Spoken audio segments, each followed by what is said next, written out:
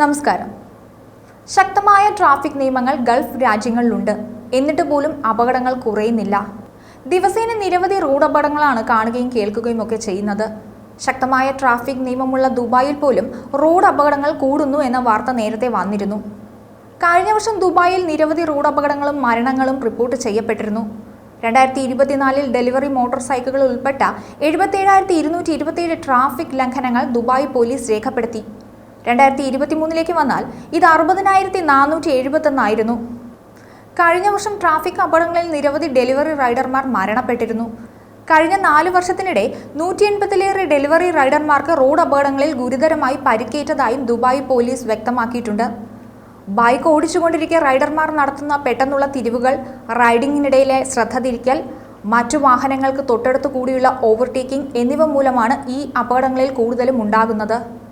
2024 ഈ സ്കൂട്ടറുകളും സൈക്കിളുകളും ഉൾപ്പെട്ട 254 റോഡ് അപകടങ്ങളിൽ കുറഞ്ഞത് 10 പേർ മരിക്കുകയും നിരവധി പേർക്ക് പരിക്കേൽക്കുകയും ചെയ്തിട്ടുണ്ട്. പരിക്കേറ്റവരിൽ 17 പേർക്ക് ഗുരുതരമായ പരിക്കുകളും 133 പേർക്ക് അത്ര ഗുരുതരമല്ലാത്ത പരിക്കുകളും 109 പേർക്ക് നിസ്സാര പരിക്കുകളുമാണ് രേഖപ്പെടുത്തിയിരിക്കുന്നത്. ഈ സ്കൂട്ടർ അപകടങ്ങൾ രാജ്യത്ത് വർദ്ധിച്ചു വരുന്ന സാഹചര്യത്തിൽ ശക്തമായ നടപടികളെക്കുറിച്ച് ആലോചിക്കുകയാണ് ദുബായ് അധികൃതർ. ഇതിന്റെ ഭാഗമായി നഗരങ്ങളിലെ പ്രധാന പ്രദേശങ്ങളിലെ സൈക്കിൾ യാത്രക്കാർക്കും ഈ സ്കൂട്ടർ ഉപയോക്താക്കൾക്കും ഇടയിൽ സുരക്ഷ മെച്ചപ്പെടുത്തുന്നതിനും അവബോധം വളർത്തുന്നതിനും ലക്ഷ്യമിട്ടുള്ള സംയുക്ത ക്യാമ്പയിനുകൾ ആരംഭിക്കാൻ തീരുമാനിച്ചിരിക്കുകയാണ് ദുബായ് പോലീസും റോഡ്സ് ആൻഡ് ട്രാൻസ്പോർട്ട് അതോറിറ്റിയും. അശ്രദ്ധമായ റൈഡിംഗ് ആണ് പലപ്പോഴും അപകടങ്ങൾ ക്ഷണിച്ചു വരുത്തുന്നത്. യാത്രക്കാരുടെ സുരക്ഷയ്ക്കായി ചില നിർദ്ദേശങ്ങളും അധികൃതർ മുന്നോട്ട് വയ്ക്കുന്നുണ്ട്. നിയുക്ത സൈക്ലിംഗ് പാതകൾ ഉപയോഗിക്കുക, സുരക്ഷാ മാനദണ്ഡങ്ങൾ പാലിക്കുന്ന ഹെൽമറ്റുകൾ ധരിക്കുക, പ്രകാശം പ്രതിഫലിപ്പിക്കുന്ന വെസ്റ്റുകൾ ഉപയോഗിക്കുക എന്നിവ ഉൾപ്പെടുന്നുണ്ട് ഇതിൽ. വാഹനങ്ങൾക്ക് പ്രവർത്തനക്ഷമമായ ബ്രേക്കുകൾ, മുൻവശത്തെ വെളുത്ത ലൈറ്റ്, പിൻവശത്തെ ചുവന്ന ലൈറ്റ് എന്നിവ ഉണ്ടായിരിക്കണം. ഇനി നിയമലംഘനങ്ങളിലേക്കും പിഴകളിലേക്കും വന്നാൽ, നിയമലംഘനങ്ങളും പിഴകളും നിയുക്ത പാതകൾക്ക് പുറത്തും മണിക്കൂറിന് 60 കിലോമീറ്റർ കൂടുതൽ വേഗപരിധിയുള്ള റോഡുകളിലും ഈ സ്കൂട്ടറുകളും സൈക്കിളുകളും ഓടിക്കുന്നതിന് 300 ദിർഹം പിഴ ഈടാക്കുന്ന കുറ്റമാണ്.